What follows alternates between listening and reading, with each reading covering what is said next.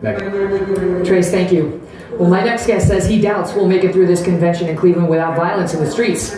He also says he understands why the gunman who killed the police officers in Dallas is being described as, quote, a hero by some folks.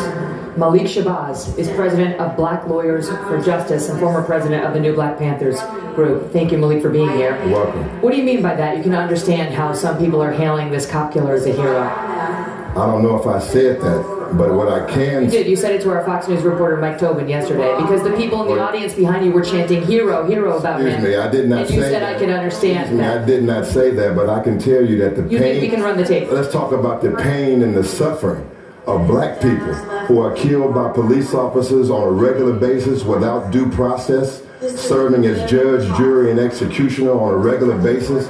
Our blood is being spilled in the streets. The blood of Alton Sterling, the blood of Philando Castile. Let's take us back to Mike Brown, Darius Michael Robinson. Brown was the aggressor on the police officer. No, it was not. Yes, he was. That was your version. No, it wasn't. It was Eric Holder's Department of Justice. Department of Justice has failed us as well. Our blood is in... What facts do you have that Michael... No, it's an interview, so we're going to have it back and forth. Okay, our blood is in the streets. What facts do you have that Michael Brown was not the aggressor, that Officer Darren Wilson was the aggressor?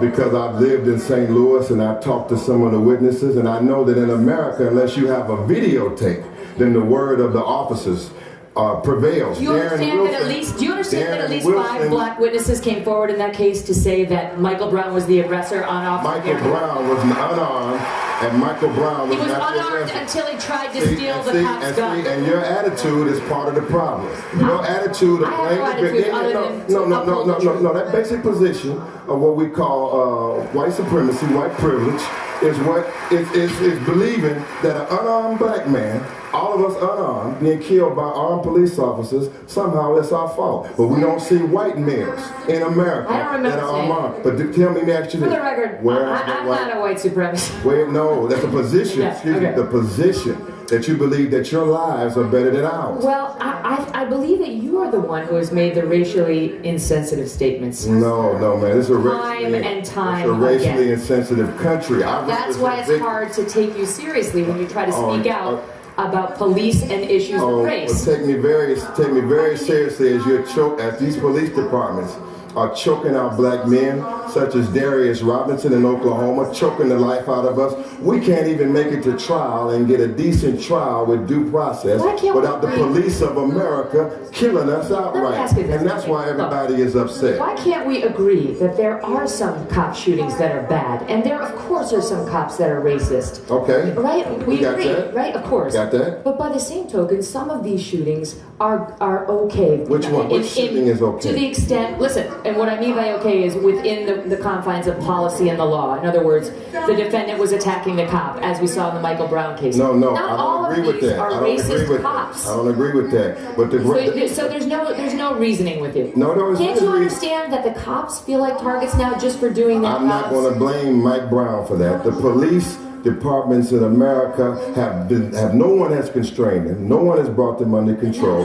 This type of attitude. President Obama's DOJ has 26 investigations into them. He is bringing them into. No, he has not. The Department of Justice has failed us. The prosecutors in America, such as St. Louis County, have failed us. And this campaign here is creating an atmosphere where more police brutality is expected in America. More police brutality is expected due to this type of campaign, which promotes racism and division, is going to create more police who desire to kill us. Do you believe that white people are inherently evil? I believe that the actions that they show through using excessive force, through violating the Constitution, through killing us, show that our lives.